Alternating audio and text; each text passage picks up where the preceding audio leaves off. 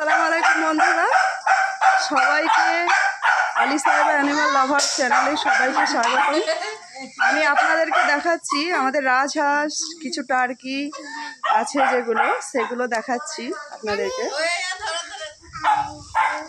এই যে এটা টার্কি, এই টার্কিটা দেখছেন, টার্কিটা একদম ময়ূরের মতো হয়েছে, অনেক বড়। এর মেয়েটা আছে, মেয়েটা ও বাচ্চা হয়েছে, মানে ডিম মানে বাচ্চা করেছে, তাই মানে ও ইতে আছে। আর এই যে চীন হাঁসেরও মানে বাচ্চা হয়েছে। তো এটা চীন হাঁস 4টে আছে, তো 4টের মধ্যে একটা ছেলে আছে, 2টো মেয়ে আছে, 2টো ছেলে 2টো মেয়ে।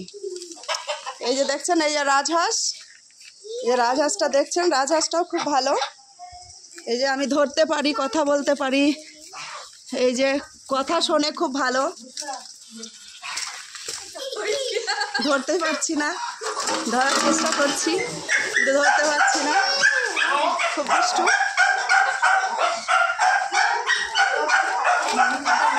এই যে ধরেছি, এটা রাজহাঁস।